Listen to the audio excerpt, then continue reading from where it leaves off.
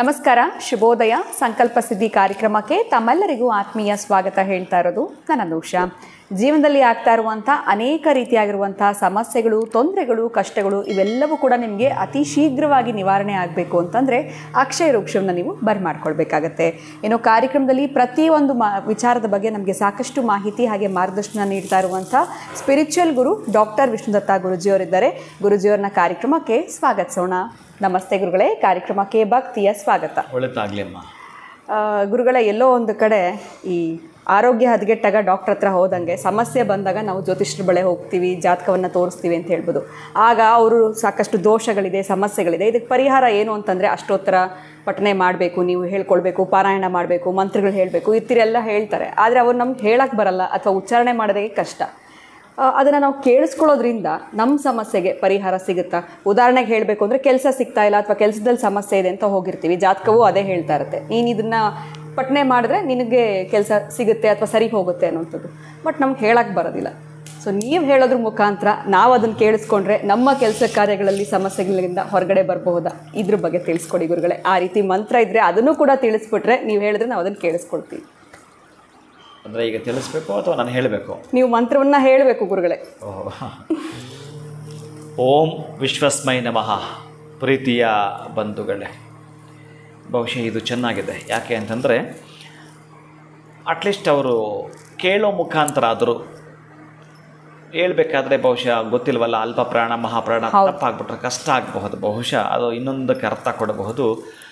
ನೀವು ಕೇಳಿಸಿಕೊಂಡ ಮಂತ್ರದಿಂದಲೂ ಕೂಡ ನಿಮ್ಮ ಜಾತಕದ ಯಾವ ಬಾಧಕ ಸ್ಥಾನಾಧಿಪತಿ ನಿಮ್ಮನ್ನು ಬಾಧೆ ಪಡಿಸ್ತಿದ್ದಾನೋ ಬಹುಶಃ ನೀವು ಅಂತಹ ಉದ್ಯೋಗದಲ್ಲಿ ನಿಮ್ಮದೇ ಆಗಿರ್ತಕ್ಕಂತಹ ಒಂದು ಪರ್ವವನ್ನು ಸೃಷ್ಟಿ ಮಾಡಬೇಕು ಅಂತಂದರೆ ಲಗ್ನಾತ್ ಎಲ್ಲಿ ಇರತಕ್ಕಂತಹ ರವಿಯ ದೋಷ ನಿಮಗಿದೆ ಅಂತ ಯಾರು ಹೇಳಿರುತ್ತಾರೋ ಒಟ್ಟಾರೆ ಉದ್ಯೋಗ ಪಡ್ಕೊಂಡಿದ್ದೀನಿ, ಅದು ಪ್ರಯೋಜನಕ್ಕೆ ಬರ್ತಾ ಇಲ್ಲ, 6ಕ್ಕೆ ಹತ್ತಲಿಲ್ಲ, 3ಕ್ಕೆ ಇಳಿಯಲಿಲ್ಲ, ಇನ್ನು ಹೋಗ್ತೀನಿ 2-3 ತಿಂಗಳಿಗೆ ಆಚೆ ಬರ್ತೀನಿ, ಆಮೇಲೆ ಎಷ್ಟೋ ಸಲ ಇಂಟ್ರ್ಯೂ ಅಟೆಂಡ್ ಮಾಡಿದ್ದೀನಿ, ಪ್ರಯೋಜನವೇ ಆಗಲಿಲ್ಲ, ಅಲ್ಲಿ ನಾನು ನಪಾಸ್ ಆಗುತ್ತಿದ್ದೇನೆ. ಈ ತರಹದ ರವಿಯಿಂದ ಉದ್ಯೋಗಂ ಪುರುಷ ಲಕ್ಷಣಂ ಅನ್ನೋ ಹಾಗೆ ನಾನು ಒಂದು ಉದ್ಯೋಗ ಮಾಡಲೇಬೇಕು ಅಂತಕ್ಕಂತಹ ಕನಸು ಕಂಡವರು ಈ ಮಂತ್ರವನ್ನು ನೀವು ಖುಷಿಯಿಂದ ಸಂತೋಷವಾಗಿ ಹೇಳಲಿಕ್ಕೆ ತೃಪ್ತಿ ಪಡಬೇಕವ, ಹಾಗೆ ಹೇಳಬೇಕವನು. ಈ ಸಂಗೀತ ಹೇಳ್ತಿರ್ಬೇಕಾದ್ರೆ ನಾಸ್ತಿಕನು ಕೂಡ ಹಾಗೆ ಈಗ ಮಾಡ್ತಾ ಇರ್ತಾನೆ, ಏನೋ ಹೀಗೆ ಅವನ ಮೈ ಮರ್ತೋಗಿರ್ತಾನೆ. ಹಾಗೆ ನೀವು ಹೇಳ್ತಿರಬೇಕಾದ್ರೆ ಸೂರ್ಯ ಭಗವಂತ ತನ್ಮಯನಾಗ್ಬಿಡಬೇಕು. ಆತ ತನ್ಮಯನಾಗಿ ನೀವು ಕೇಳಿದ್ದನ್ನು ಹಾಗೆಯೇ ಶೀಘ್ರಗತಿಯ ಫಲವನ್ನು ಅವನು ಕರುಣಿಸಿ ಬಿಡಬೇಕು. ಆಗಿರಬೇಕು ನಿಮ್ಮ ಪ್ರಾರ್ಥನೆ. ಅದಕ್ಕೆ ಪ್ರಾರ್ಥನೆಯಿಂದ ಪರಿಹಾರ ಸಾಧ್ಯ, ದರ್ಶನದಿಂದ ದಾರಿದ್ರ್ಯ ನಾಶ ಅಂತಕ್ಕಂತಹದ್ದು. ಅದಕ್ಕಾಗಿ ಸೂರ್ಯಾಷ್ಟಕ ಅಂತ ಬರುತ್ತೆ.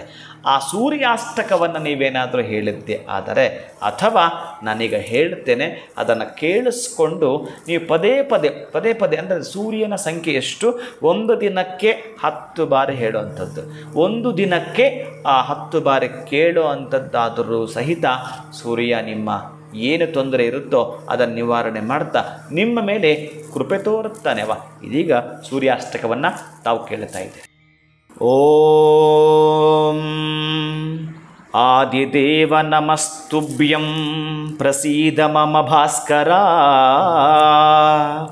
ದಿವಾಕರ ನಮಸ್ತುಭ್ಯಂ ಪ್ರಭಾಕರ ನಮೋಸ್ತುತೇ, ಸಪ್ತಾಶ್ವರಥಮಾರೂಢಂ ಪ್ರಚಂಡಕಶ್ಯಪಾತ್ಮಜಂ ಶ್ವೇತಪದ್ಮಧರಂ ದೇವಂ ತಂ ಸೂರ್ಯಂ ಪ್ರಣಮಾಮ್ಯಹಂ, ಲೋಹಿತಂ ರಥಮಾರೂಢಂ ಸರ್ವಲೋಕಪಿತಾಮಹಂ ಮಹಾಪಾಪಹರಂ ದೇವಂ ತಂ ಸೂರ್ಯಂ ಪ್ರಣಮಾಮ್ಯಹಂ, ತ್ರೈಗುಣ್ಯಂಚ ಮಹಾಶೂರಂ ಬ್ರಹ್ಮ ವಿಷ್ಣು ಮಹೇಶ್ವರಂ ಮಹಾಪಾಪಹರಂ ದೇವಂ ತಂ ಸೂರ್ಯಂ ಪ್ರಣಮಾಮ್ಯಹಂ, ಬ್ರಹ್ಮಿತಂ ತೇಜಃ ಪುಂಜಂಚ ವಾಯುಮಾಕಾಶಮೇವ ಚ ಪ್ರಪುಂಚ ಸರ್ವಲೋಕಾನಾಂ ತಂ ಸೂರ್ಯಂ ಪ್ರಣಮಾಮ್ಯಹಂ,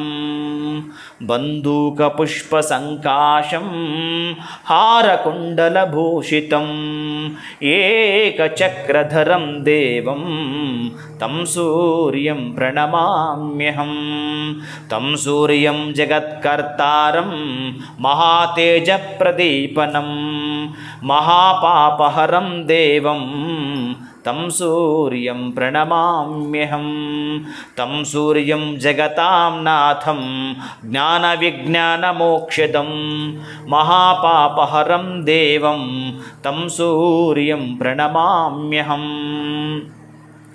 सूर्याष्टकं पठे नित्यं ग्रहपीडाप्रणाशनम् अपुत्रो लभते पुत्रं दरिद्रो धनवान् भवेत् आमिषं मधुपानञ्च यः करोति रवैर्दिने सप्तजन्म भवेद्रोगी जन्म जन्म दरिद्रता स्त्रीतैलमधुमांसानि एत्यजन्त्यरवेर्दिने नव्यादिशोकदारिद्र्यं सूर्यलोकं स गच्छति ओम भास्कराय विद्महे महाद्युतिकराय धीमहि तन्नो आदित्य प्रचोदयात्।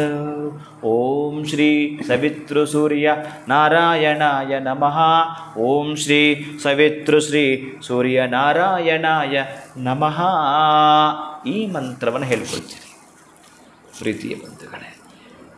ಏನಂತಂದರೆ, ನನಗೆ ಬಂದ ರಾಗ ನಾನು ಹಾಕಿರ್ತೀನಿ, ನೀವೆಲ್ಲ ಸಂಗೀತ ಬರುತ್ತೆ, ನಿಮಗೆಲ್ಲವೂ ಗೊತ್ತುಂಟು, ಅಷ್ಟು ಚೆನ್ನಾಗಿ ಹಾಡ್ತೀರಿ ನೀವು. ಹಾಗೆ ಅವನನ್ನು ಈ ಅಷ್ಟಕ ಅಂತಂದಾಗ ಒಂದೊಂದು ಅರ್ಥ ಇದೆ ಅದಕ್ಕೆ. ಒಂದೊಂದಕ್ಕೂ ನಾನು ಅರ್ಥ ಹೇಳ್ಕೊಂಡು ಹೋಗ್ತೀನಿ ಅಂತಂದರೆ ಇನ್ನೊಂದು ಬಹುಶಃ ದಿನಗಟ್ಟಲೆ ತೊಗೊಂಡೋಗುತ್ತೆ. ಅಷ್ಟು ಒಂದೊಂದು ಶ್ಲೋಕಕ್ಕೂ ಅಷ್ಟು ಅರ್ಥ ಇರುತ್ತೆ. ಸಪ್ತಾಶ್ವ ರಥಮಾರೂಢಂ ಪ್ರಚಂಡ ಕಶ್ಯಪಾತ್ಮಜಂ, ಅಲ್ಲಿಂದ ಹಿಡಿದು ಎಷ್ಟು ಚೆನ್ನಾಗಿ ಹೇಳ್ತಾ ಹೋಗ್ತಾನೆ ಅಂತಂದರೆ 7 ಕುದುರೆಗಳೊಂದಿಗೆ ಇರ್ತಕ್ಕಂಥದ್ದು. ಏಕಚಕ್ರಧರಂ ದೇವಂ ತಂ ಸೂರ್ಯಂ ಪ್ರಣಮಾಮ್ಯಹಂ, ಅವನು ಆ 7 ಕುದುರೆಗಳಿರತಕ್ಕಂತಹ ಆ ರಥಕ್ಕೆ ಏಕಚಕ್ರಧರಂ, ಒಂದೇ ಚಕ್ರ ಆ ರಥಕ್ಕೆ ಇರತಕ್ಕಂತಹದ್ದು. ಅರುಣ ಅನ್ನುವ ಸಾರಥಿ ಅನ್ನೋದರಿಂದ ಹಿಡಿದು ಅವನನ್ನು ಹೊಗಳ್ತಾ ಇರ್ತಕ್ಕಂತಹ ಮಂತ್ರಗಳು. ಮಹಾನುಭಾವ, ಈ ಅಷ್ಟಕ ಅನ್ನೋದ್ರಲ್ಲಿ ಅರ್ಥ ಏನು ತೋರಿಸುತ್ತೆ ಅಂತಂದರೆ, ಅಷ್ಟ ಕಷ್ಟಗಳು ನನ್ನೊಬ್ಬನಿಗೆ ಬಂದಿದೆ, ಈ ಅಷ್ಟ ಕಷ್ಟಗಳು ನನ್ನ ಸಂಸಾರಕ್ಕೆ ಬಂದುಬಿಟ್ಟಿದೆ, ಇದನ್ನು ಹೋಗಲಾಡಿಸು. ವಿಶ್ವದ ಚಕ್ಷು, ವಿಶ್ವದ ಭಗವಂತ ನೀನು, ವಿಶ್ವದ ಕಣ್ಣು ನೀನು ಆಗಿರೋದ್ರಿಂದ ನನ್ನ ಕೆಲಸದಲ್ಲಿ ಜಯವನ್ನು, ದಿಗ್ವಿಜಯವನ್ನು, ತೃಪ್ತಿಯನ್ನು, ಸಂತೃಪ್ತಿಯನ್ನು ಕೊಡು ಅಂತ ಕೇಳತಕ್ಕಂಥದ್ದು ಯಾವುದಾದ್ರೂ ಇತ್ತು ಅಂತಂದರೆ ಅದು ಸೂರ್ಯಾಷ್ಟಕ ಆಗಿರುತ್ತೆ. ಇನ್ನು ಆದಿತ್ಯ ಹೃದಯ ಅದೆಲ್ಲ ಇದೆಯಲ್ಲ, ಇನ್ನು ನಿಮ್ಮ ವಿಜಯದ ಪತಾಕೆಗಾಗಿ ಅದು ಯುದ್ಧದ ಸಂದರ್ಭದಲ್ಲಿ, ಅಂದರೆ ಯುದ್ಧ ಅಂತಂದರೆ ಬರ್ತವೆ ಕೆಲವೊಂದು ಬಾರಿ ಈ ಪೊಲಿಟಿಷಿಯನ್ಸ್ ಎಲ್ಲ ಬಂದಾಗ ಅವರುಗಳಿಗೆ ಸಂಬಂಧಪಟ್ಟು. ಒಟ್ಟಾರೆ ನಾನು ಜಾಬ್ ಅಂತ ಪಡ್ಕೊಳ್ಬೇಕು ಅಂತಂದರೆ ಸೂರ್ಯಾಷ್ಟಕವನ್ನು ಹೇಳಿಕೊಳ್ತೀರಿ, ಅಂತಹ ಫಲವನ್ನು ಖಚಿತ ಪಡ್ಕೊಳ್ತೀರಿ. ನೀವು ಪ್ರೀತಿಯಿಂದ ಇದನ್ನು ಕೇಳಿ ಅಥವಾ ಹೇಳಲಿಕ್ಕೆ ತುಂಬ ಈಸಿ ಇದೆ, ತುಂಬ ಏನು ಕಷ್ಟ ಅಂತಿಲ್ಲ. ಅದನ್ನು ನೀವು ಪಠಿಸ್ತಾ ಬಂದಾಗ ಸೂರ್ಯಾನುಗ್ರಹಕ್ಕೆ ತಾವೊಳಗಾಗ್ತೀರಿ. ಖಂಡಿತ ಗುರುಗಳೆಲ್ಲ ಒಂದು ಕಡೆ ಉದ್ಯೋಗದಲ್ಲಿ ಸಮಸ್ಯೆ ಇದ್ದಾಗ ಇಷ್ಟು ಸೂರ್ಯಾಷ್ಟಕವನ್ನು ನಾವು ಯಾವ ರೀತಿ ಕೇಳಿಸ್ಕೊಳ್ಬೇಕು, ಹೇಳಬೇಕು ಅಂತ ಹೇಳಿದ್ರೆ, ಆದರೆ ಹೇಳಕ್ಕೆ ಬರದೇ ಇದ್ದವರು ನೀವು ತಿಳಿಸ್ಕೊಟ್ರಿ, ಅಚ್ಚುಕಟ್ಟಾಗಿ ಒಳ್ಳೆ ರಾಗದಲ್ಲಿ ತಿಳಿಸ್ಕೊಟ್ರಿ. ಅದನ್ನು ಕೇಳಿಸ್ಕೊಳ್ಳೋದ್ರಿಂದ ಕೂಡ ನಮಗೆ ಅಷ್ಟೇ ಫಲ ಸಿಗುತ್ತೆ ಅನ್ನೋದ್ರ ಬಗ್ಗೆ ತಿಳಿಸ್ಕೊಟ್ಟಿದ್ದೀರಾ. ಧನ್ಯವಾದಗಳು ತಮಗೆ. ನಮಸ್ಕಾರ. ಹರೇ ಶ್ರೀನಿವಾಸ. ನನಗೆ ತೊಂದರೆ ಆಗ್ತಾ ಇದೆ, ಇದರ ಒಂದು ಉಚ್ಚಾರಣೆ ಮಾಡೋದಕ್ಕೆ ಬರೋದಿಲ್ಲ ಅಥವಾ ಹೇಳೋದಕ್ಕೆ ಬರೋದಿಲ್ಲ ಅಂತಂದರೆ ಖಂಡಿತ ಚಿಂತೆ ಮಾಡಬೇಡಿ. ಗುರುಗಳು ಹೇಳಿರೋದನ್ನ ಈಗ ಆಲ್ರೆಡಿ ನೀವು ನೋಡಿರ್ತೀರ, ಅದನ್ನು ರೆಕಾರ್ಡ್ ಮಾಡಿಕೊಂಡು ಕೇಳಿಸ್ಕೊಳ್ಳೋದ್ರಿಂದ ಕೂಡ ನಿಮಗೆ ಅಷ್ಟೇ ಫಲ ಸಿಗುತ್ತೆ ಅಂತ ಹೇಳ್ತಾ ಇವತ್ತಿನ ಕಾರ್ಯಕ್ರಮವನ್ನು ಮುಗಿಸುವಂತಹ ಸಮಯ ಆಗಿದೆ. ನಮಸ್ಕಾರ.